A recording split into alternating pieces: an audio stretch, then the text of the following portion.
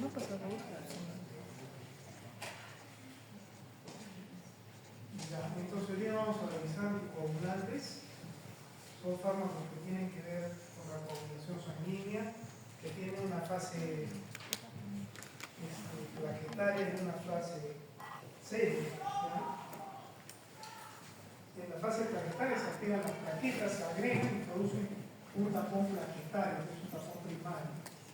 Luego, la activación de las plaquetas y lo que pasa en el subendotelio activa la coagulación y los factores de coagulación terminan produciendo un coágulo de fibrina que se sienta sobre este tapón plaquetario primario.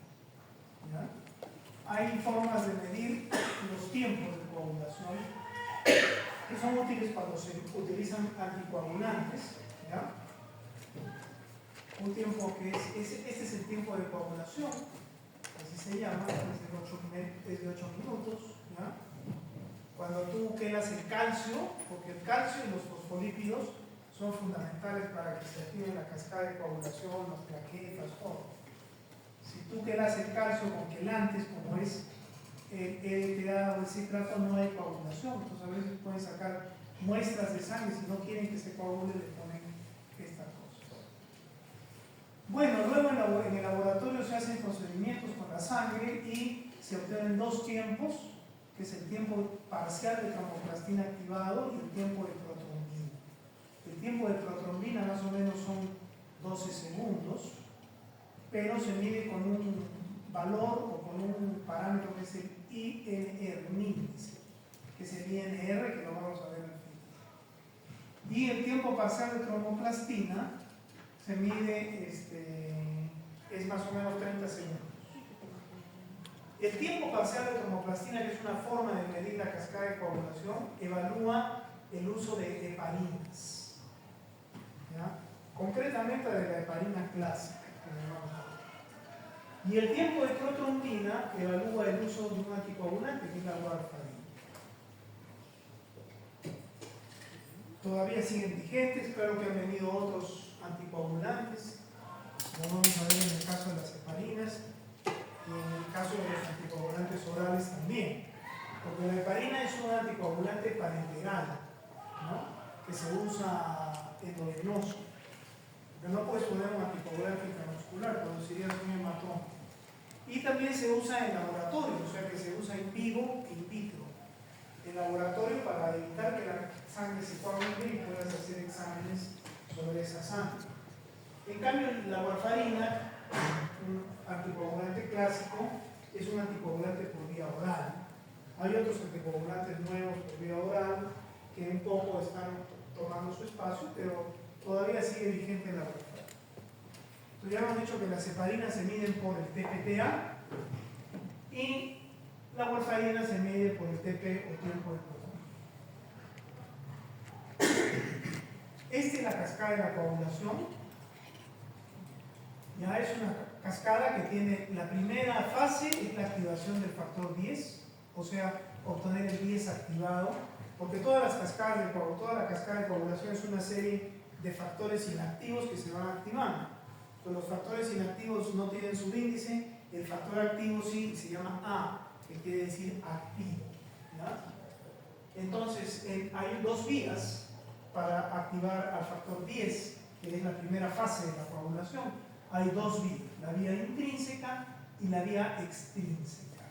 Esta extrínseca es la que más se da in vivo. ¿Ya? Es cierto que se mide con tiempo de protrombina, que a su vez sirve para medir warfarina. En cambio, la vía intrínseca, que se da menos in vivo, sirve para, se evalúa esta vía, con el tiempo parcial de tromboplastina, y además, este estudio, lo práctico es que sirve para evaluar hepatitis. ¿Ya? Pero ambas vías, intrínseca y extrínseca, se concretan completando la fase 1 de la coagulación, que es activar el factor 10.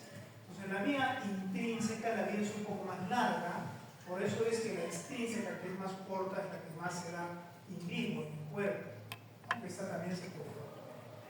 Primero se tiene que activar el factor 12, activado, luego el 11, luego el 9, y el factor 9 activado con los cofactores muy importantes siempre de calcio, fosfolípidos y algunos otros activan 10. Entonces ya tienes el 10 activado. En cambio, la vía extrínseca simplemente implica la activación del factor 7, el factor 7 activado. Siempre están los fosfolípidos y el calcio ahí, siempre. Y el factor 7 activado activa al factor 10. Entonces acá ya tenemos factor 10 activado por cualquiera de las vías. Este factor 10 activado es lo que se conoce como protrombinasa. Siempre con sus cofactores, fosfolípidos, calcio y algún otro factor activado. Todo este complejo, o a veces solo en 10 activado, es lo que se conoce como protrombinasa. Ahora acá en la vía extrínseca hay una cosa interesante, porque el factor 10 activado puede activar al 7. O sea, entonces acá hay un círculo que se retroalimenta positivamente. Por eso es tan eficaz y le gana a este. ¿Ya? Aunque los dos se pueden dar, este es el que predomina en mí. Bueno, el hecho es que la protrombinasa, entonces acá acaba la primera fase de la coagulación. Viene la segunda fase, que es convertir protrombina en trombina. O sea, se necesita de un enzima, de un complejo enzimático, que es la protrombinasa. Esa protrombinasa va a convertir al factor 2 inactivo, que todos estos factores oximógenos vienen producidos por el hígado y van a la sangre, lo va a convertir en factor 2 activado, que es la trombina. Esa es la segunda fase de la coagulación. Y luego viene la tercera fase de la coagulación, que es donde el factor 2 activado trombina convierte el fibrinógeno circulante, lo convierte en unos monómeros que se van agarrando uno con otro, ¿ya? Que se llama la fibrina. O sea, convierte el fibrinógeno en fibrina. Estos alambres de fibrina se forman una red porque son insolubles, se forma la red y ahí tenemos ya un coágulo sanguíneo o sérico, si quieres, ¿ya? Inicialmente va a ser un coágulo un poquito inestable, pero con el tiempo ese coágulo un poquito inestable soluble se va a hacer insoluble y se va a formar ya un coágulo completo.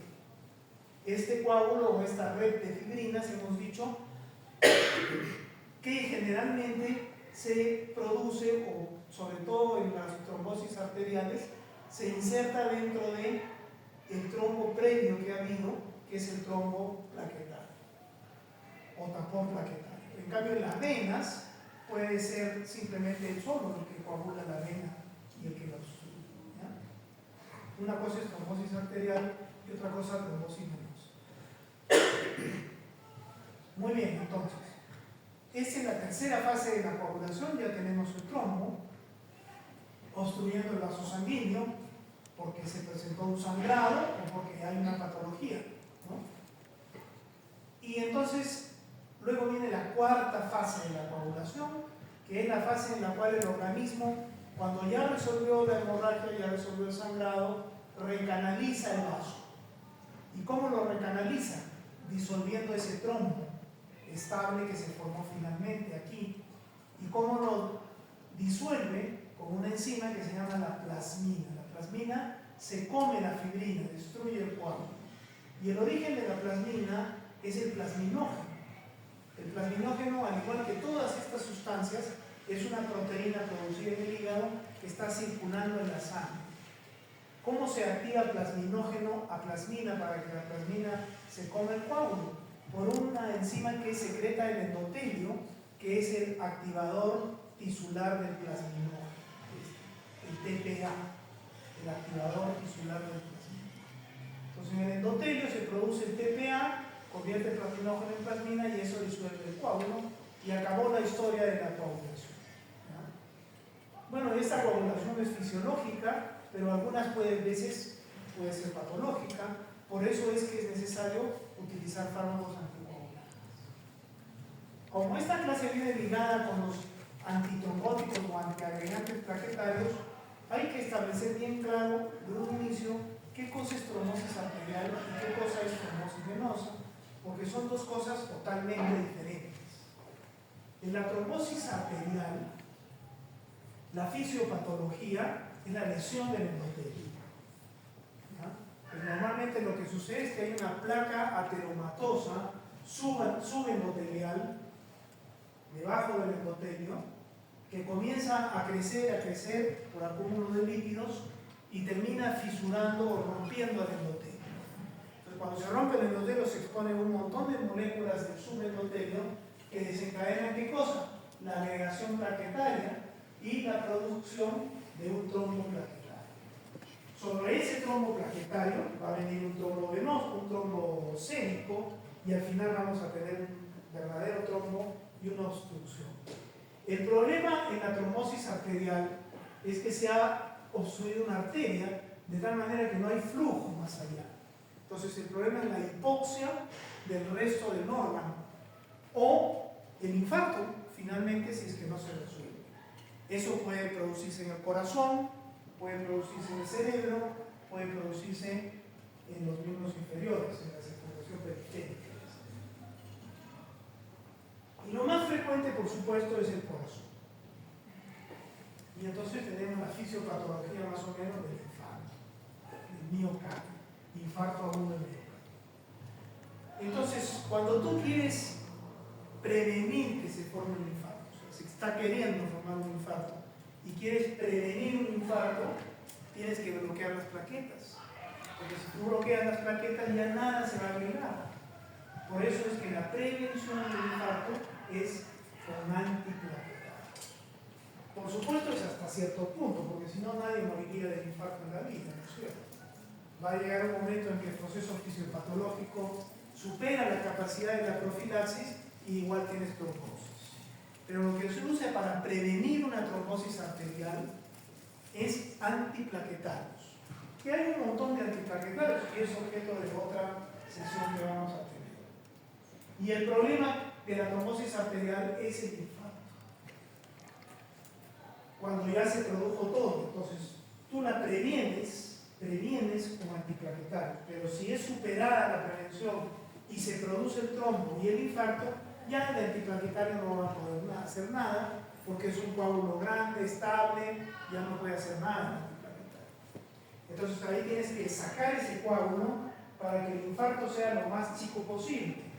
Entonces hay que desobstruir la arteria. Eso se puede hacer con fármacos, que son los trombolíticos o fibrinolíticos, que ya vamos a ver, que trombolizan, que destruyen el trombo y reaperturan la arteria, o si no, con procedimientos de cardiología invasiva, que es la angioplastía o angioplastía coronaria. Angioplastía coronaria. Introducen catéteres, ya sea por la arteria femoral o la vena femoral, llegan a la coronaria, entran a la zona que está obstruida de la coronaria y rompen el coágulo con un globo, con una cuchilla. Hay distintas formas. Eso es la angioplastía. O si no, remueves ese coágulo con drogas, que son los trombolíticos.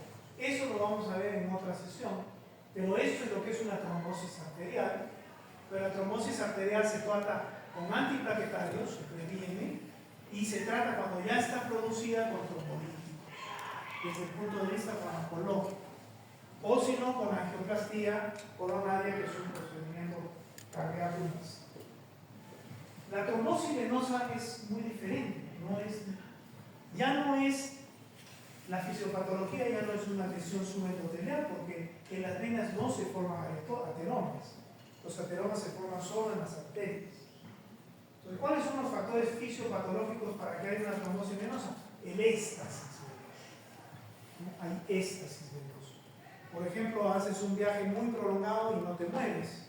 O por ejemplo, no caminas porque te operan, porque tienes Parkinson, porque estás muy viejito. No caminas mucho tiempo. Esa sangre queda en reposo en las venas y eso estimula la coagulación, activa esos factores que hemos visto y provoca el trombo venoso. No es el único factor de trombosis venosa el éxtasis. Otro factor muy importante es la hipercoagulabilidad. ¿Cuándo hay hipercoagulabilidad? Por ejemplo, las mujeres. El simple hecho de ser mujer aumenta la posibilidad de coágulos sanguíneos por distintos factores. Sobre todo en la etapa premenopáusica, pero en la posmenopáusica también. La mujer es mucho más proclive a formar trombos que el varón. Otro factor son los problemas metabólicos, a cabeza de todo la diabetes. Otro factor es la obesidad, porque en la obesidad hay un disturbio hormonal que altera los factores de coagulación y además hay éxtasis venoso, porque los obesos tienen más grasa que cumplir y también se mueven menos. Entonces la obesidad es un factor de coagulación. Y otro factor para trombosis venosa muy importante es el tabaco. El tabaco es un factor procoagulante muy importante, muy importante. Otro es el cáncer. Y por allí debe haber otros, entonces ya tenemos varios, ¿no? El sexo femenino, el tabaquismo, la diabetes u otros trastornos metabólicos, la obesidad, todos esos son. Entonces cuando todos esos factores, pero el éxtasis es el más importante, se presentan, se puede formar una trombosis venosa. ¿Y qué pasa con la trombosis venosa? Es lo que se llama la trombosis venosa profunda. O sea, hay un trombo que está en las venas mayores de la parte inferior del cuerpo, ya sea en las venas pélvicas o en las venas de los miembros inferiores. ¿Ya? Por eso es que caminar evita el éxtasis venoso y la trombosis venosa, porque cuando tú caminas o cuando te mueves, la bomba muscular de los gemelos empuja la sangre y eso evita el éxtasis. Cuando dejas de caminar hay éxtasis. Si tú operas a un paciente por cáncer de estómago y vas a algunos días sin moverse, hay que darle profilaxis. Y otro factor también de la trombosis es la edad. Mientras mayor es la edad, más proclive a que se formen trombos venosos. Muy bien, ¿cuál es el problema de la trombosis venosa? El problema de la trombosis arterial, ¿cuál es? El infarto. En la trombosis venosa no hay infarto, porque la irrigación entra sin problema. ¿Ya? Hay éxtasis venoso, la pierna se hincha, se pone morada, cuando hay trombosis venosa hay un montón, pero la pierna no se va a morir, porque la sangre va a buscar algún camino por otro lado. Pero la vena está trombosada, entonces se hincha, se pone roja, eso es lo que se llama la tromboflebitis o trombosis venosa profunda. Que puede no ponerse la pierna hinchada ni nada, a veces hay una trombosis pélvica nomás. Entonces, no hay un problema de perfusión. El drenaje venoso no va a matar a nadie. ¿Ya? Bueno, habrá problemas, pero no te mata inmediato. ¿Cuál es el problema del trombo venoso? El problema es que un pedazo de ese trombo se desprenda. Eso se llama embolia pulmonar. Embolia pulmonar. Y ese pedazo de trombo que se desprendió viaja, va a la vena cava, va a la aurícula derecha y termina impactándose en el filtro pulmonar, en la arteria pulmonar. Y eso se llama la embolia pulmonar. La embolia pulmonar deja sin irrigación un sector del pulmón y ahí sí te mueres, porque no hay oxigenación.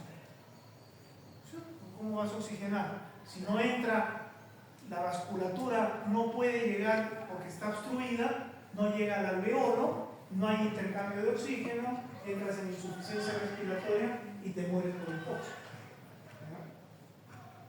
Además que se te muere un pedazo del pulmón, es verdad, pero eso per se no te mata.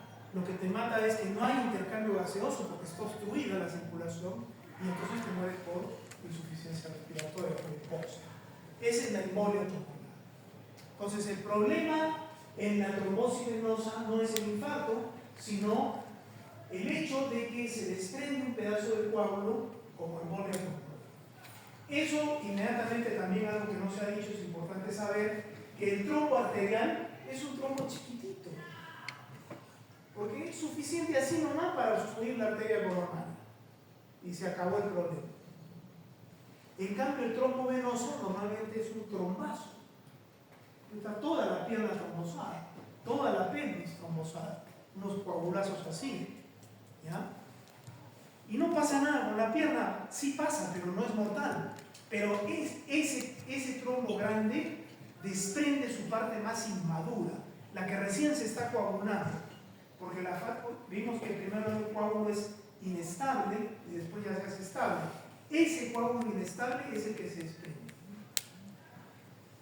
Entonces el paciente tiene trombosis acá, se para, da 2 pasos, hay compresión venosa, se desprende el trombo, pum al pulmón y ahí no va a quedar. Es la embolia pulmonar, es mortal, no es un chiste. Entonces, ¿cómo vas a prevenir que se produzca la embolia pulmonar? Evitando que se forman trombos en las venas, que se forman coágulos en las venas.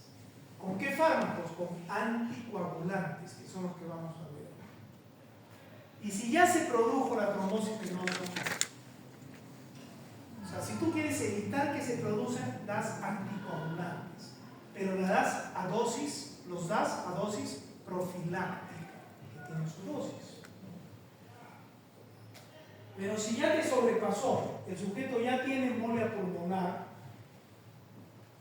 ¿cómo vas a mover esos trombos que están en la vena pulmonar? También con anticoagulantes, porque no son trombos ateromatosos, son trombos de coágulo, de fibrina. ¿Con qué vas a removerlo de la arteria pulmonar? También con anticoagulantes, solo que a una dosis mayor, a una dosis anticoagulante.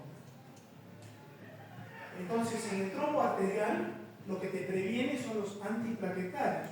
Pero si ya se produjo el trombo y el infarto arterial, tienes que hacer trombolisis o angioplastía. En el trombo venoso profundo, das anticoagulantes para prevenir.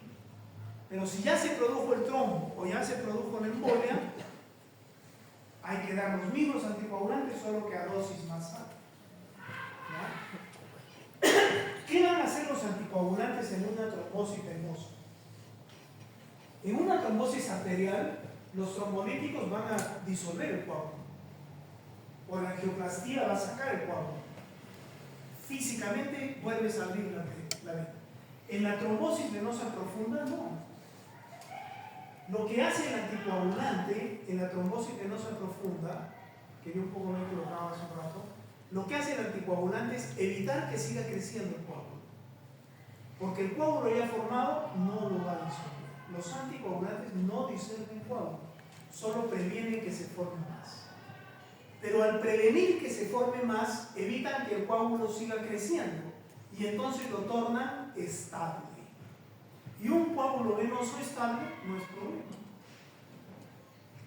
La pierna se pone hinchada, todo lo que quieras, va a demorar 3 meses en recanalizarse, el sujeto no se va a morir.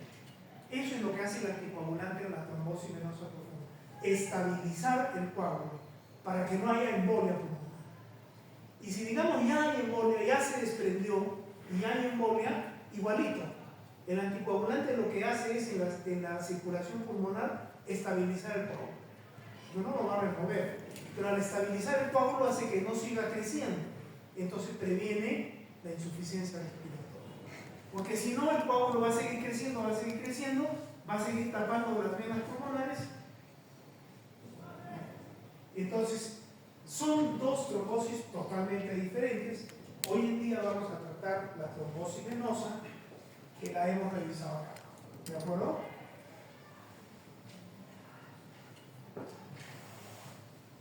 Muy bien, entonces ya he dicho que eso, que es la parte más importante de la clase, es entender eso. ¿Qué es un trombo arterial? ¿Qué se usa para prevenir o tratarlo? ¿Qué es un trombo venoso? ¿Qué se usa para prevenir y tratarlo?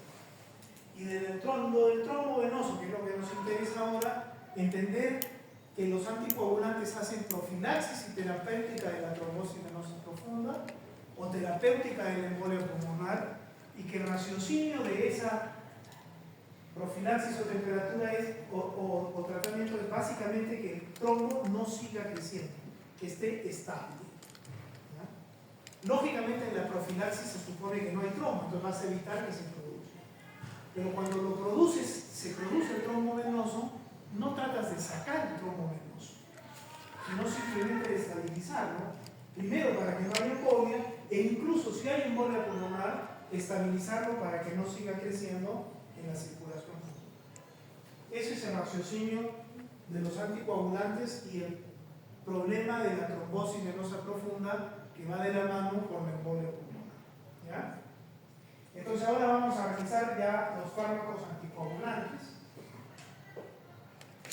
Son fármacos que frenan la coagulación, pero no disuelven un coágulo establecido, no lo disuelven.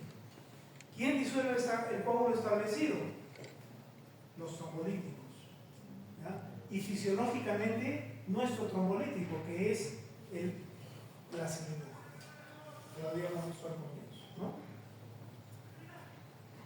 Entonces, los anticoagulantes no disuelven el coágulo, solo previenen que siga creciendo, así le dan estabilidad y previenen los problemas que vienen entonces a consecuencia. ¿Para qué se usan los anticoagulantes?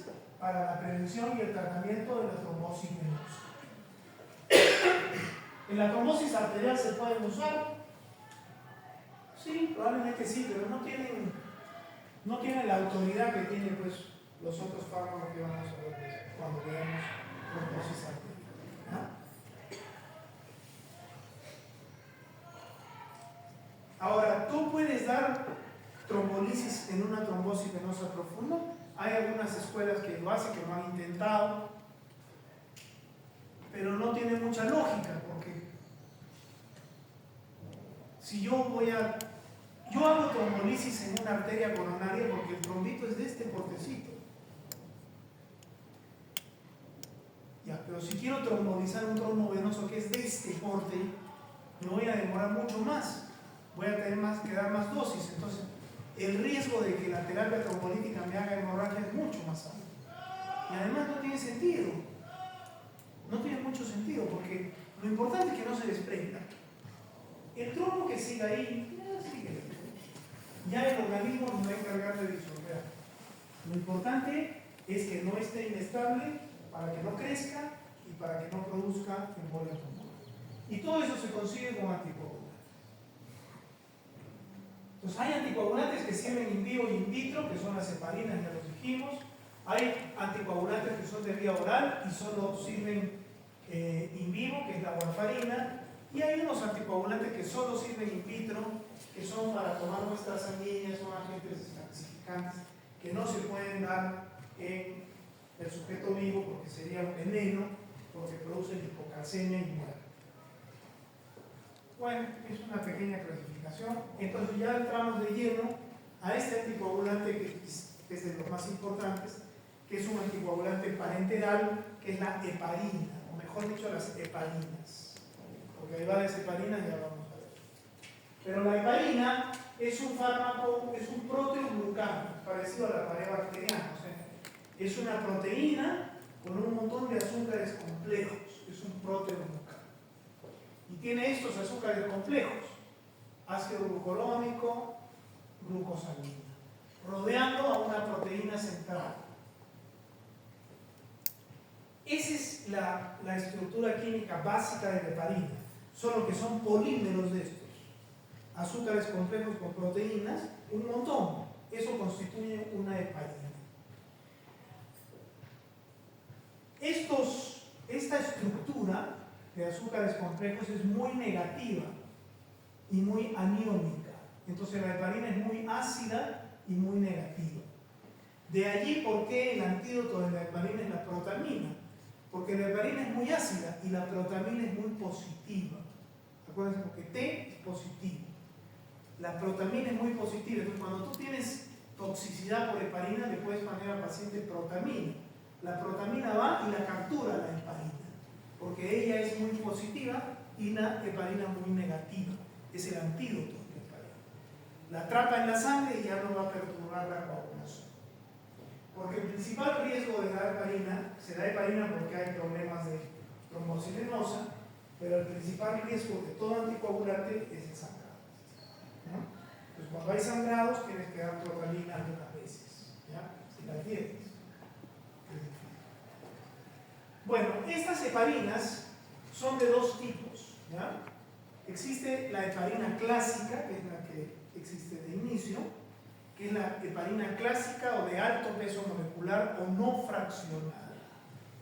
Esa es la heparina clásica o no fraccionada. Más o menos tiene un número determinado de unidades y un peso promedio de 12.000 dáctilos. O sea, es una molécula grande. ¿Ya? Eso es una heparina clásica. ¿Y qué cosas son las otras heparinas que también se usan? Son las heparinas fraccionadas o de bajo peso molecular, así se llama. Heparinas fraccionadas o de bajo peso molecular.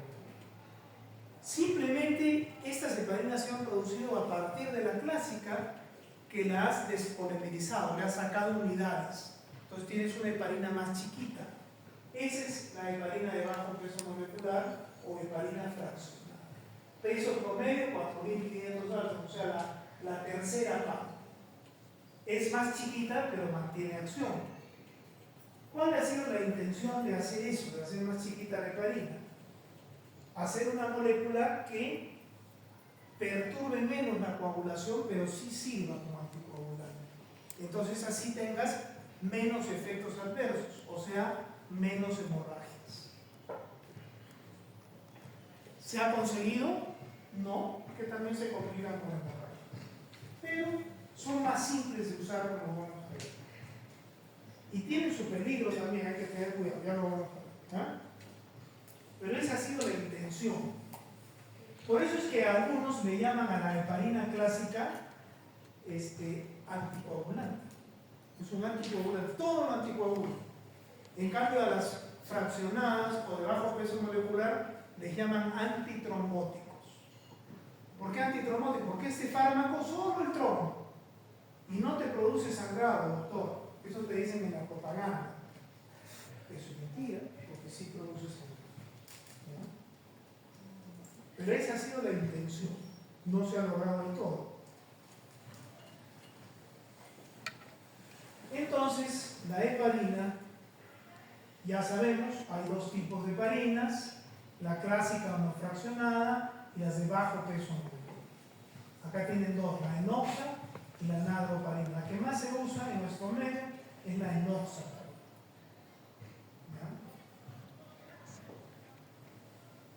Es mucho más fácil manejarla, ¿ya? Porque cuando tú quieres dar profilaxis con una heparina clásica no fraccionada o grande, tienes que dar 5.000 unidades cada 12 o cada 8. Depende cuánta profilaxis quieras dar, ¿no? Si estás con un paciente que tiene pocos factores, le puedes dar cada 12. Pero si es obeso, tiene cáncer, se va a operar, no se mueve, le podrás dar cada 8. ¿Ya? Eso es manejo profiláctico con heparina clásica. Si tú quieres dar profilaxis con heparina fraccionada, das 1 miligramo por kilo cada 24 horas. Más o menos 60 miligramos cada 24. Subcutáneo. La profilaxis con la heparina clásica o no fraccionada también es subcutánea. Pero si tú ya quieres dar tratamiento o quieres dar terapia ya antitrombótica, o sea, tratamiento de una trombosis, tendrías que dar heparina no fraccionada, si quieres dar no fraccionada, en una bomba de infusión, con miles de unidades por día. Así es la diferencia, es abismal, porque así es. En cambio, si quieres dar ya tratamiento con una heparina fraccionada o de bajo peso molecular, simplemente es igualito, es 1 miligramo por kilo, solamente que ya no cada 24, sino cada 12. Se acabó el problema. Subcutáneo. En cambio, si quieres dar tratamiento con la fracción, con la grande o clásica o no fraccionada, tiene que ser endovenoso y con bomba de infusión. Entonces las heparinas fraccionadas son más fáciles de manejar. ¿Es verdad? Son más fáciles de manejar. Lo que no es verdad es que no se compliquen con sangrado, porque sí se complican con sangrado. Pero son muy fáciles de manejar, porque cuando yo quiero hacer profilaxis, 1 miligramo por kilo cada 24. Quiero hacer tratamiento, 1 miligramo por kilo cada 12. Y ambas subcutáneos y se acabó. El problema también ahí es que puede haber un error. Sin querer, el personal de enfermería o cualquier situación, en lugar de ponerle una dosis por día, le ponen 2. Pues si le ponen 2 dosis por día, lo anticoagulan al paciente y el paciente puede sangrar. ¿Se dan cuenta? O sea, yo quiero que este señor que he operado no forme trombos venosos. Entonces, ¿qué le doy? ¿1 miligramo por kilo cada 12 o cada 24? Cada 24. Y entonces así no me va a formar trombos. Pero hay un error en la enfermería, en donde sea, y en lugar de ponerle 1 dosis, le ponen 2. Y el paciente está en su segundo día postoperatorio. ¿Qué va a pasar? Se anticoagula y sangra.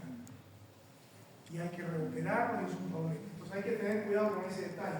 Es una posología muy buena, muy cómoda, pero no hay que cometer el error, porque simplemente con aumentar la dosis de cada 24 a cada 12, pasas de profilaxis a anticoagulación. ¿Ya? Anticoagulación se llama cuando yo quiero hacer terapéutica. Profilaxis, cuando solamente quiero evitar que se forme. En cambio, la heparina es diferente, ¿no? La clásica es diferente. La profilaxis es 5.000 unidades cada 8, o cada 2 subcutáneo, y la anticoagulación ya es más compleja. Hay que poner una bomba de infusión, infundir un montón. Pero es un poco más segura, esa posología parece mentira, porque es muy difícil pasar de profilaxis a anticoagulación, porque la dosis es muy diferente. En cambio, con la fraccionada sí es muy fácil, hay que tener cuidado. ¿Ya? Muy bien, ¿cuál es el mecanismo de acción de las heparinas? Las heparinas potencian un sistema de anticoagulación que nosotros tenemos, que es la antitrombina 3. Porque así como tenemos factores de coagulación, tenemos un factor que evita la coagulación. Todo es un equilibrio en la biología. Y ese factor que evita la coagulación es la antitrombina 3. ¿Qué cosa hace la antitrombina 3? Es fisiológica. Inhibe factores de coagulación activados que están circulando en sangre. Los inhibe, los controla. Mantiene la coagulación en un límite adecuado. Eso es importante. ¿No? ¿Qué hacen las heparinas? Potencian a la antitrombina 3. Hasta 1000 veces la pueden potenciar. Ese es el mecanismo de acción de las heparinas. Y acá se va a entender mejor. ¿Ya? Este sistema antitrombótico fisiológico lo que hace es esto. La antitrombina 3 normalmente inactiva factores de coagulación circulantes activos. Eso es lo que hace a una velocidad normal de 1. ¿Ya? Y ya está, se acabó. ¿Cómo los inactiva? Los atrapa, los queda, los agarra. Y no los suelta y ya se destruye en distintos sistemas ese complejo proteínico. Ese es el mecanismo de acción que tiene la antitrombina 3. Lo atrapa y ya no lo suelta. ¿Ya? Muy bien, ese mecanismo de acción es potenciado por las heparinas. La diferencia está en lo que vamos a ver ahora. ¿Qué hace la heparina clásica? La heparina clásica, que es grande, puede hacer dos cosas. Puede hacer un mecanismo de plantilla catalítica o un mecanismo de cambio conformacional. ¿Qué cosa es la plantilla catalítica? Como es grande la heparina clásica, ella sirve de plantilla para que ahí se una la antitrombina 3.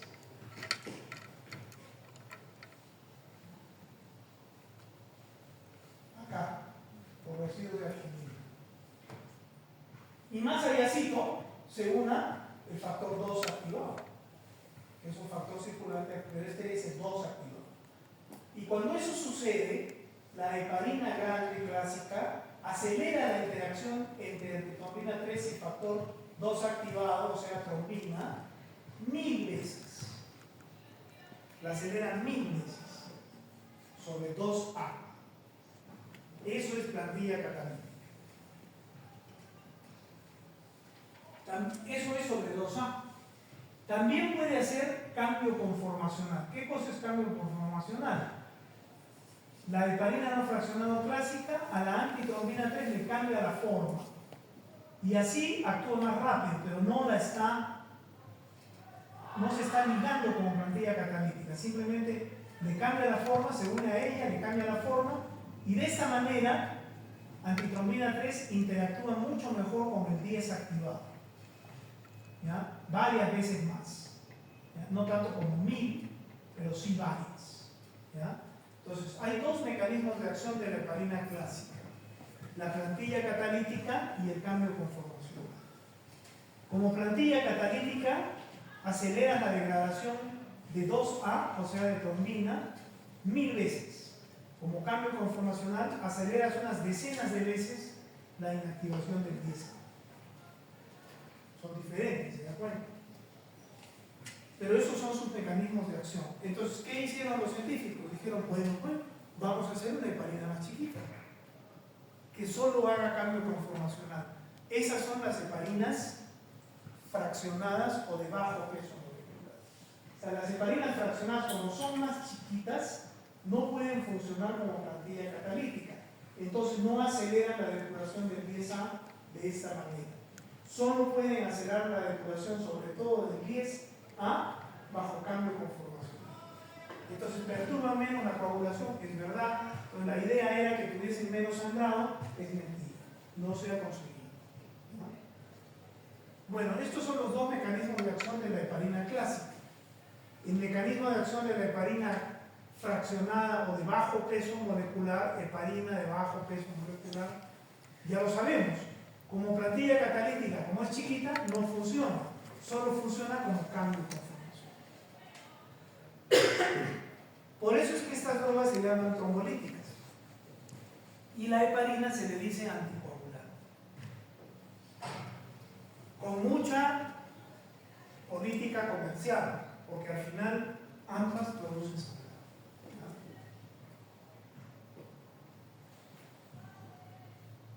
Eso es entonces el mecanismo de acción. Entonces, ¿cuáles serán los efectos? La heparina no fraccionada o clásica inhibe al 2A por plantilla catalítica y al 10A por cambio de conformación. Es un anticoagulante. La heparina de bajo peso molecular o fraccionada, la enoxaparina, inhibe al 10A por cambio conformacional. Es un antitrombótico. Bueno, pero ya sabemos que esto es un poco relativo, ¿ya? ¿Se van a inhibir otros factores de coagulación? Sí, es verdad. Otros también, pero estos son los principales. Por supuesto, porque son los principales, ¿no? Eso hemos visto acá. La heparina clásica destruye este y destruye este. Las heparinas de bajo peso molecular destruyen este, aceleradamente. Entonces, actúa en puntos neurálgicos de la cascada de coagulación.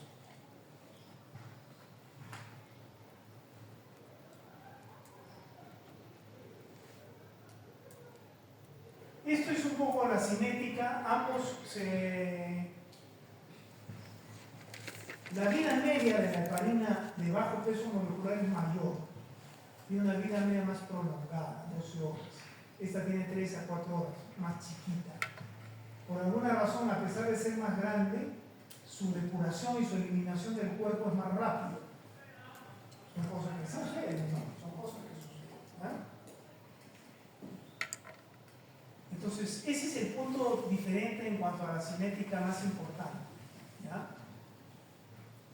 La heparina no fraccionada se usa por vía subcutánea cuando yo quiero hacer profilaxis. Y cuando yo quiero hacer anticoagulación, por vía endovenosa, en bombas de infusión, ¿ya? Por vía subcutánea, la duración es hasta de 8 horas, en la vida media, fíjense, la duración de efecto, ¿ya? Y sin embargo, por vía endovenosa, la duración de acción es menor, porque el fármaco se depura más rápido, ¿ya? Esto no es vida media, sino duración media. En cambio, las heparinas de bajo peso tienen una duración de acción más estándar, de 12 horas. O sea, la diferencia cinética más importante entre ambas es que las de bajo peso molecular son más fijas, tienen una cinética más estable. Entonces, eso te hace factible administrar profilaxis cada 24, anticoagulación cada 12. Claro, este es un poquito variable. Entonces te obliga a ¿qué cosa? A utilizarla con bomba de... Cuando tú quieres dar profilaxis no hay problema. Le pones una inyección subcutánea cada 8 o cada 2. Pero cuando quieres anticoagular hay que darle endovenoso en bomba de infusión. ¿Ya? Y hay que estar midiendo en ese caso cómo está el tiempo parcial de tromboplastia. Que un paciente bien anticoagulado con bomba de infusión de heparina, más o menos, tú tienes que buscar que el TTPA esté 2 veces de lo normal, el doble. Se prolonga, ¿no? En cambio, con las heparinas de bajo peso molecular, estas no alteran las pruebas de coagulación. No tienes que medir ningún factor. Simplemente tienes que dar o cada 12 o cada 24, cualquiera sea tu intención. ¿No? En cambio, acá es diferente, ¿no? Entonces hay diferencias ahí cinéticas importantes. Una cosa también muy importante, las heparinas clásicas son grandes, no pasan la placenta. Las fraccionadas probablemente tampoco pasen, pero son más chiquitas, pueden pasar. Entonces, cuando tú vas a usar heparina en el embarazo, ¿cuál vas a preferir? La clásica. Porque la clásica, como es tan grande, no va a pasar la placenta, no va a afectar al producto de formación. En embarazadas es de la que se usa, ¿no? El metabolismo es parecido.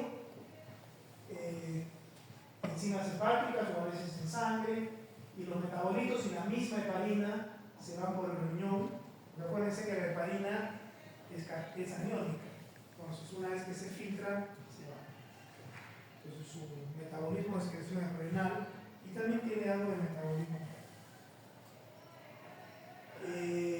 Las de bajo peso molecular, ya dijimos, tienen una vida más prolongada, más predecible, una vida media, entonces estas ya sabemos cómo es. Siempre que haya insuficiencia hepática o insuficiencia renal hay que tener cuidado con el uso de heparinas porque se va a potenciar. ¿Ya? El insuficiente hepático no tiene factores de coagulación, entonces la heparina lo anticoagula mucho más. Y el renal no tiene cómo eliminar la heparina, entonces las heparinas hacen toxicidad en el paciente renal. No quiere decir que no se pueda usar, pero hay que usarlas con mucho cuidado. Empezando, la heparina se usa cuando haces diálisis renal, diálisis de los pacientes con enfermedad renal crónica. La sangre tiene que salir del paciente, ir a una máquina dialítica. En esa máquina dialítica, si no le pones heparina, se coagula. ¿Ya? Entonces, esa máquina dialítica tiene heparina. ¿Ya? Es uno de los usos de la heparina muy importantes, la hemodiálisis. ¿Cuáles son las reacciones adversas de la heparina? El sangrado. Es el sangrado. ¿Ya? Se va a presentar tanto en la clásica como en la fraccionada, ya lo dijimos. Pero es el principal efecto adverso del uso de heparinas. ¿Ya? Entonces, ¿quiénes son los que van a sangrar? Los viejitos, los que tengan trastorno hepático, renal, aquellos que operas, pues, ¿no? O que tienen trastornos plaquetarios, o que son alcohólicos. Entonces todos esos tienen, o que se accidentan, están anticoagulados, se accidentan. Todos esos tienen mayor índice, se caen, ¿no es cierto? Es peligrosísimo que un paciente que tengas anticoagulado en el hospital se para y se caiga, porque se golpea la cabeza, se produce una hemorragia cerebral y se muere. ¿Ya?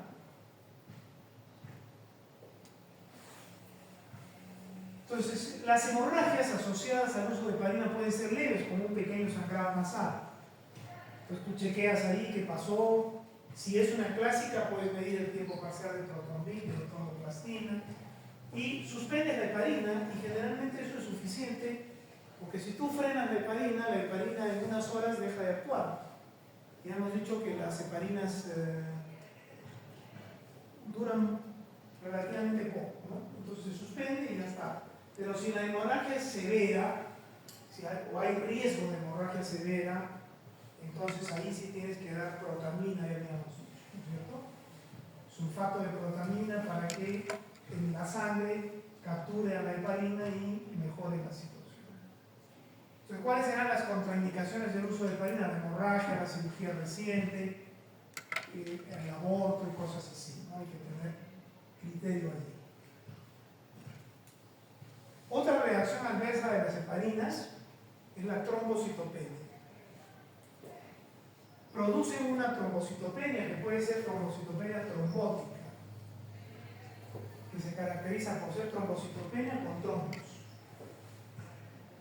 Y es una trombocitopenia desencadenada por heparina, ¿ya? Es un fenómeno inmune desencadenado por heparina, cualquier tipo de heparina, ¿ya? Lo que pasa es que tiene su patrón clínico muy importante.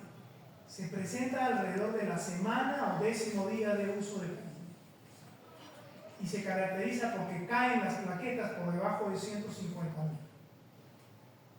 Cuando aparece a los 10 días de uso de heparina, siempre hay que usar plaquetas, porque si está haciendo plaquetopenia por heparina, hay que suspender la heparina.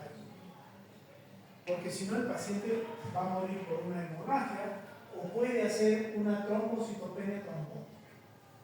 Entonces, ¿qué hay que hacer? Suspender la heparina. Pero si suspendes la heparina, va a formar un trombo y se fregó todo. Entonces, tienes que anticoagularlo con una de estas cosas. El Ardován, reemplazar, porque eso no produce plaquetopenia. En cambio, la heparina sí. ¿Ya?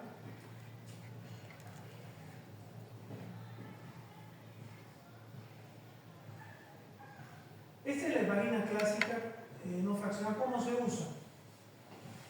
Si tú lo que quieres hacer profilaxis, simplemente es 5.000 unidades cada 12 o cada 8. Punto. No tienes que medir TPT, no tienes que hacer nada, simplemente es profilaxis. ¿Ya? Si vas a ir a anticoagulación ya porque ya se produjo la trombosis, entonces, ¿qué hay que hacer? Hay que anticoagular con la heparina y además hay que darle warfarina o algún otro anticoagulante que ya vamos a ver de vía oral. De tal manera que al 4º o 5º día, ese anticoagulante oral ya funcionó, porque los anticoagulantes orales son lentos, no inmediatos no son, demoran, sobre todo la warfarina demora 5 días. Entonces, si tú le das warfarina ahorita, no lo anticoagulas. ¿Con qué tienes que anticoagular? Con heparina. Pero lo anticoagulas con heparina y le das warfarina todos los días, para que de acá a 5 días tú puedas sacar la heparina y el paciente se quede solo con warfarina. Eso es lo que se hace. ¿Ya? Por eso dice estas cosas acá. Iniciar heparina o warfarina y al 5º día suspender heparina. Eso es normalmente lo que se hace para tratar una trombosis venosa profunda, una embolia pulmonar. Si es profilaxis, ya dijimos que es sencilla la cosa, ¿no? En el infarto, bueno, se puede usar heparina, pero en la circulación extracorpórea para cirugía cardíaca o para hemodiálisis, mientras la sangre está en las máquinas, tiene que estar ganada. Entonces hay que saber manejar ya esas cosas, ya tienen manejos especializados. Si es profilaxis, es muy sencilla, ¿no? En las heparinas fraccionadas o de bajo peso molecular, si es profilaxis, ya sabemos, cada 24. Si es anticoagulante, cada 12. ¿Ya? Se usa para tromboembolia pulmonar, para profilaxis, bueno. No necesitas control laboratorio, la dosis es más sencilla, solo es subcutáneo, ¿ya? Pero ¿hay menos hemorragia? No, sí hay hemorragia. En el embarazo es más segura la clásica que la fraccionada.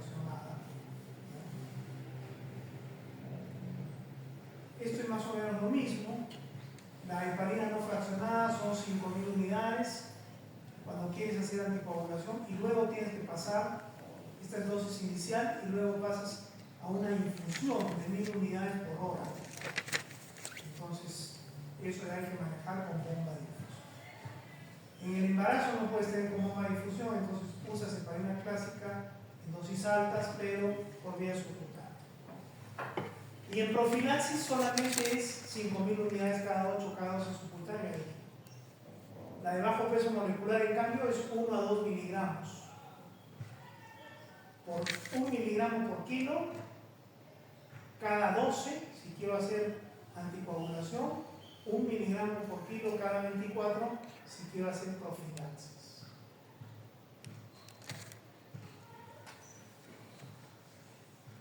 Ahora vamos a ver otro anticoagulante parenteral que es el argatoban, que ya lo habíamos visto acá, que se indica cuando hay trombocitopenia por heparina.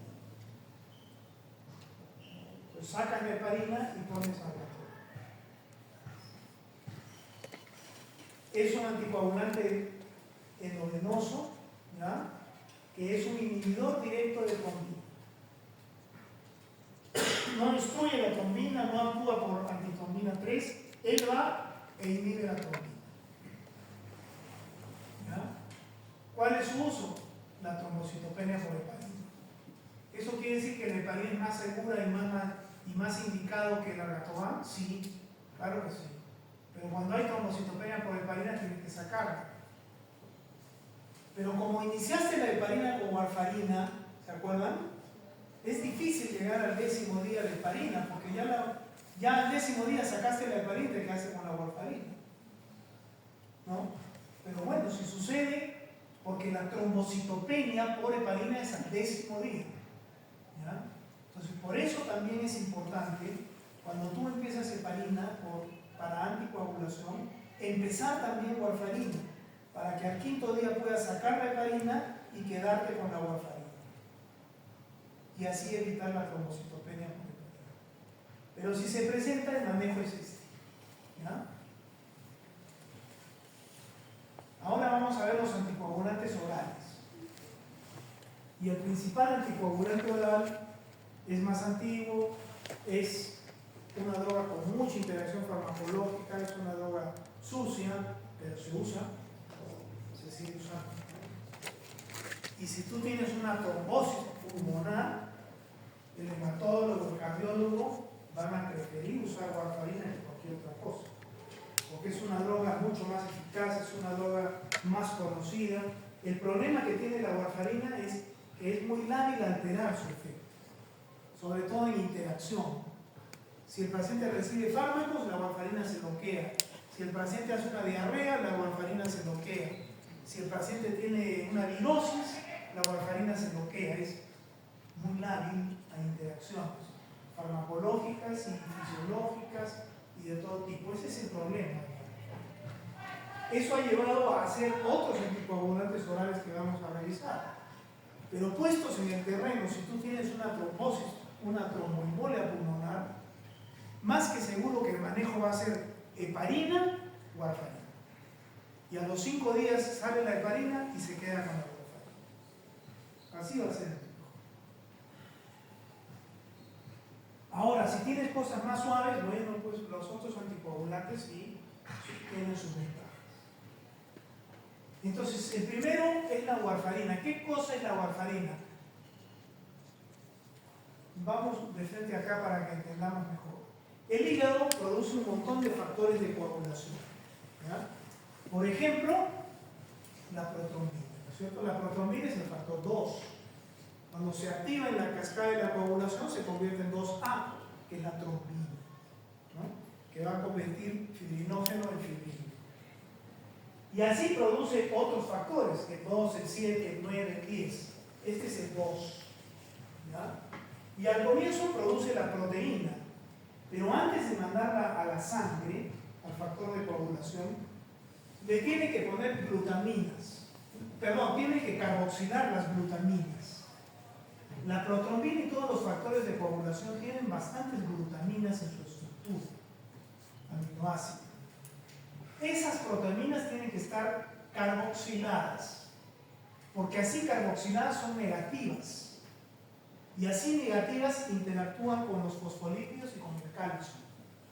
Y entonces funcionan bien en las cascadas de coagulación. Entonces, el hígado, una vez que ha sintetizado la protrombina, primero la sintetiza sin carboxilar, o sea, descarboxiprotrombina. Pero antes de mandarla a la sangre, la tiene que carboxilar y mandarla a la sangre como carboxiprotrombina. La carboxiprotrombina quiere decir que tiene carboxilaciones en sus ácidos glutámicos, y así es como trabaja en las cascadas de coagulación. O sea, es un factor de coagulación todavía inactivo, pero maduro. Esto es un factor de coagulación maduro. Así los manda el hígado a la sangre. ¿Qué hace para carboxilarlos como último paso? Los carboxila con carbono, con CO2. Pero tiene un ayudante de eso, ¿no? Un catalítico, que es la vitamina K. Porque quien hace la carboxilación es una enzima que se llama la carboxilasa. Pero la carboxilasa es dependiente, o tiene como cofactor muy importante a la vitamina K. No trabaja bien la carboxilasa cuando no hay vitamina K. Ahora, no es cualquier tipo de vitamina K, tiene que ser una vitamina K reducida por una enzima que también tiene, que es la diaforasa. Pero la vitamina K que viene de la dieta de las bacterias, llega a la sangre, va al hígado, el hígado la reduce y la convierte en esto, que es hidroquinona. Y así como hidroquinona es el cofactor de la carboxilasa que hace que los factores de coagulación estén carboxilados en la glutamina, estén maduros. Entonces esta carboxilación necesita de la vitamina K reducida. Cuando la vitamina K reducida participa en la carboxilación, se oxida y se convierte en epóxido de vitamina K. Pero ahí hay un sistema de recirculación, repotenciación, que es esta otra enzima, que es la epóxido reductasa. ¿Qué hace la epóxido reductasa? Agarra el epóxido de vitamina K y lo vuelve a convertir en hidroquinona. Lo reduce otra vez. Entonces todo esto sucede en el hígado. ¿Qué hace la warfarina? La warfarina va al hígado e inhibe a la epóxido reductasa. Eso es lo que hace. Porque se parece a la vitamina K, y entonces acá lo bloquea la reacción, inhibe el epóxido reductasa, ya no se recicla la vitamina K oxidada y el hígado pierde la capacidad de carboxilar a sus factores de coagulación. Entonces comienzan a salir a la sangre factores de coagulación, es verdad, pero inmaduros, que no actúan bien en la cascada de la coagulación. Ese es el mecanismo de acción de la warfarina. No es que bloquee la síntesis, produce la liberación de factores de coagulación inmaduros, subcarboxilados. Entonces, van a la sangre, no funcionan, el paciente está anticoagulado, totalmente anticoagulado, no funciona la cascada de coagulación. Ese es el mecanismo de acción de la warfarina. Entonces, cuando tú das warfarina hay una latencia, tiene que pasar un tiempo para que haya efecto. Porque cuando tú das warfarina, ¿qué hay en la sangre? ¿Factores de coagulación de qué tipo? Activos y maduros y inmaduros. Si ahorita le doy warfarina a alguien, ¿qué tiene en su sangre? Factores de coagulación maduros y inmaduros. ¿Ah? Maduros, bien carboxilados, porque ya se produjeron los días anteriores, las horas anteriores. Entonces, ¿la warfarina actuará? No. Entonces tiene que pasar unos días que esos factores de coagulación maduros, circulantes, mueran, se depuran y sean reemplazados por los inmaduros que induce la warfarina. ¿Eso cuánto demora? Mínimo 2 días. Promedio 5. De 2 a 5 días. Por eso la warfarina tiene una latencia prolongada. Por eso es lo que yo les decía, le das heparina con warfarina, aquí está con memoria pulmonar, y a los 5 días le sacas la heparina y lo dejas con warfarina, porque la warfarina ya actuó. La warfarina tiene latencia. ¿Por qué? Porque hay factores de coagulación carboxilados maduros que están circulando en la sangre. Por ejemplo, hay factores 2 que viven 2 días. Hay factores 10 que viven 4 o 5 días. No tanto, ¿no? 3 o 4 días. Entonces, esos se tendrán que ir. Por eso la latencia de la warfarina es 2 días. Antes de 2 días no hay ningún efecto.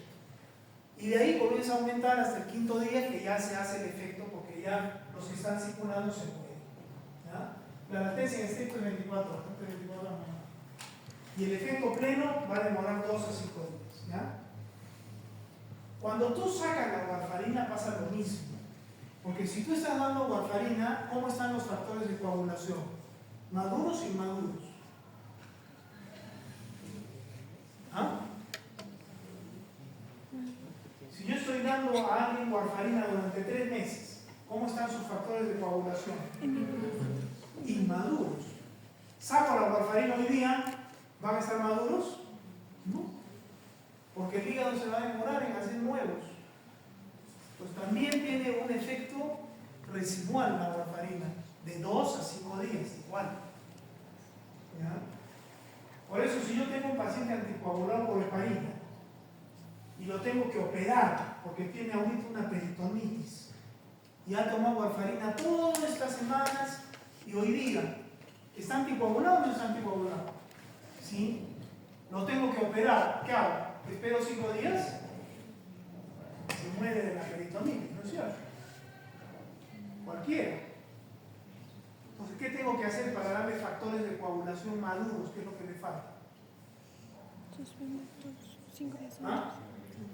Hemodiálisis, no, pues. Plasma, no, plasmaféresis, no, plasma. ¿Dónde están los factores, las proteínas? En el plasma. ¿Y qué son los factores? Son proteínas. Entonces, si yo te doy plasma, te estoy dando proteínas. Te estoy dando albúmina, te estoy dando todo lo que quieras, pero te estoy dando factores de coagulación. Entonces, cuando tú tienes que intervenir hacia la warfarina rápido, porque vas a operar al paciente o porque tiene una hemorragia, etc., lo que tienes que dar es factores de coagulación. ¿Dónde estás? En el plasma. Entonces se le da plasma fresco congelado, 10 miligramos por kilo. ¿Qué le están dando ahí? Factores de coagulación maduros, que van a revertir la anticoagulación de la heparina al toque. Entonces ahí lo puedes operar. ¿Ya? Muy bien, entonces todo eso es por el efecto lento de la warfarina que implica trastornar la producción de los factores en el hígado.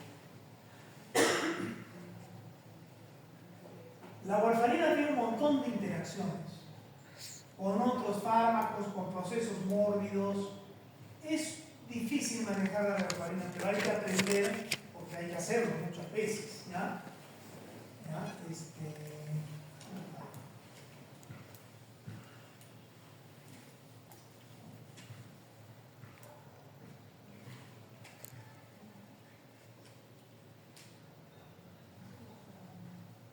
Miren la cantidad de drogas que inhiben el CYP, que van a hacer que la warfarina aumente su concentración. Y hay más. La cantidad de drogas que inhiben el CYP, que inducen el CYP y que van a hacer que la warfarina se metabolice más rápido. Entonces, si la warfarina se metaboliza más rápido, el efecto anticoagulante desaparece y puede haber coagulación. Y si la warfarina dura más tiempo, porque está siendo inhibido su metabolismo, entonces hay mucho efecto y el paciente sangra. La warfarina es muy lábil a eso, a las interacciones farmacológicas. Y también es muy lábil a la fiebre, a la diarrea, porque transforma el potasio, la vitamina K, a las infecciones, a cualquier cosa. Entonces, cuando un paciente que toma warfarina enferma o hay un problema con él o le das un fármaco, inmediatamente hay que ponerte a ver qué pasa con la warfarina. La warfarina se da por vía oral, ¿ya? ¿Con qué se controla la warfarina? Con el tiempo de protonina. Entonces, cuando yo empiezo a dar warfarina, al segundo, quinto día, segundo, tercer, cuarto día, voy dosando tiempo de protonina. Cuando el tiempo de protonina ya está bien alterado, quiere decir que el paciente está anticoagulado, ya está la warfarina. Esa es su dosis, porque hay que determinar la dosis del paciente. Todos tienen distinta dosis, ¿ya? Porque es una droga lábil y por eso se tiene que controlar con el tiempo de protrombina, como vamos a ver. Se une mucho a las proteínas. casi todita está unida a las proteínas. Entonces cualquier fármaco que la desplace de las proteínas, ¡boom!, va a producir hemorragia. Hay que tener cuidado. Tiene una vida media prolongada y un efecto, como hemos visto, lento de entrada y lento de salida.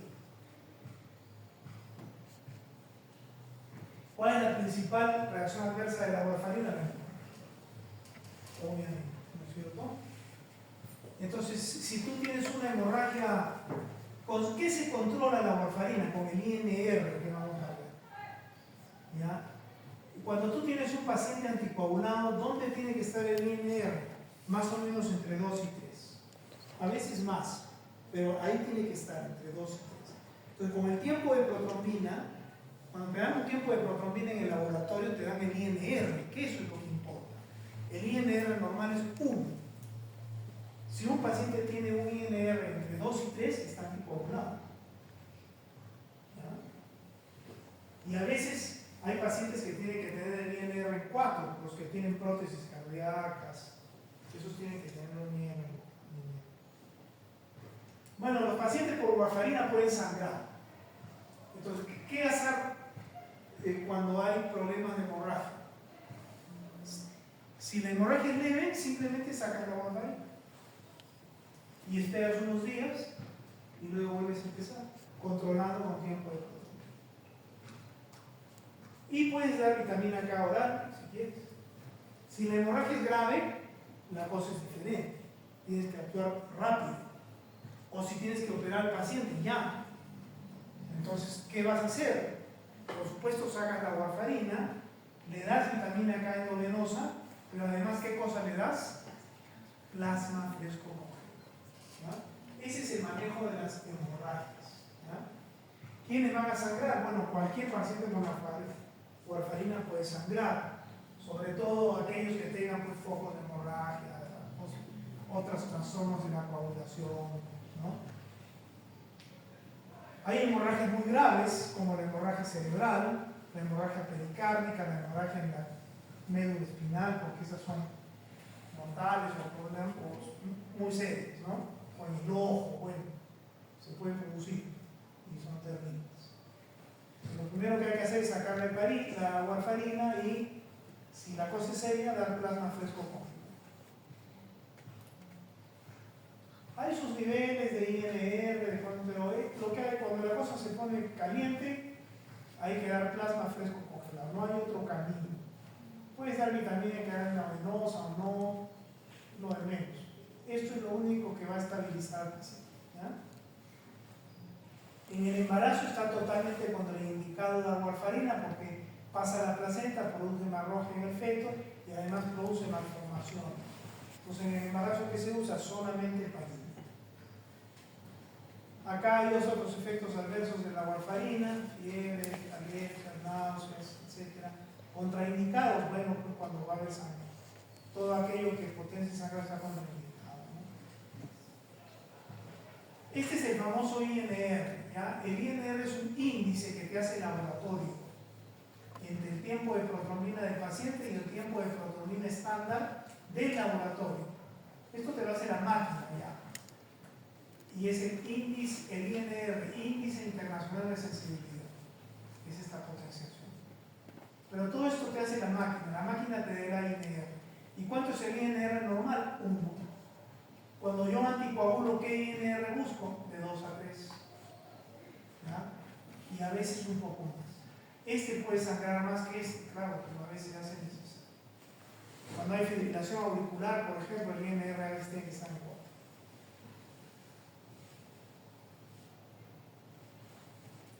Ok, entonces hemos visto las heparinas, hemos visto la warfarina, que es el oral, y ahora vamos a ver 2 anticoagulantes más orales, que ya son más nuevos, más modernos, que no producen la interacción tan terrible que tiene la warfarina, pero no han desplazado tampoco a la warfarina. Y son inhibidores directos, como el que habíamos visto ya en la largatoban. Es el dabigatran, que es un inhibidor directo de la trombina, pero para vía oral. Para vía oral. ¿Ya? es un profármaco, que se convierte en el fármaco, tiene sus cuestiones, pero esa es lo central, es un inhibidor directo, tiene muchas menos interacciones, ¿ya?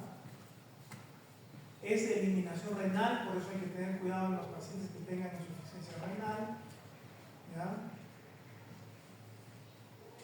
Es un inhibidor directo de la trombina, ¿ya? Entonces se puede usar para lo mismo que se puede usar la warfarina.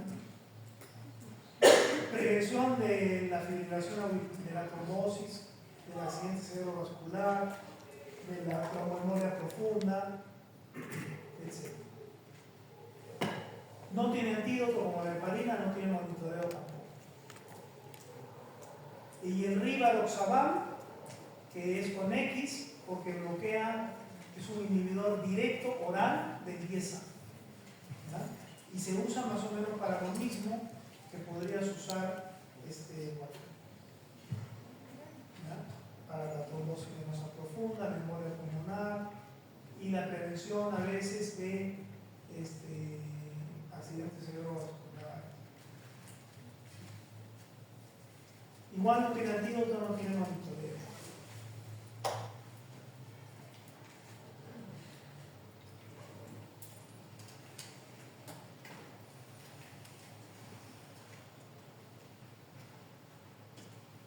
Entonces acá tienen la warfarina, tiene un inicio tardío, en cambio los directos tienen un inicio más rápido, porque son directos. ¿Ya? Estos son indirectos, trabajan a través del hígado. La warfarina tiene un inicio tardío, la dosis es variable y la ventana terapéutica es bien estrecha, hay mucha interacción y tienes que monitorizar con tiempo de autonomía. Las heparinas no son orales, son parenterales, ya las hemos visto. Y el dabigatran y el rivaroxaban y algún otro más son inhibidores directos, un poco más rápidos. La principal ventaja que tienen con la warfarina es que no son tan inestables en sus interacciones. ¿Ya? Pues tienen que ir ganando terreno, porque por supuesto con eficacia todavía no han desplazado a la warfarina.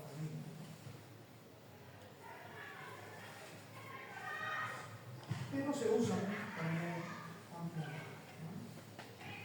Pero cuando quieres mucha anticoagulación, mucha eficacia anticoagulante oral, siempre te vas a inclinar por la oral. Y después, cuando ya la cosa se aquieta un poco, puedes pasar a estos que son drogas más fáciles de tomar, ¿no? Más estables en su efecto. La warfarina es muy loca. Muy bien. Listo entonces.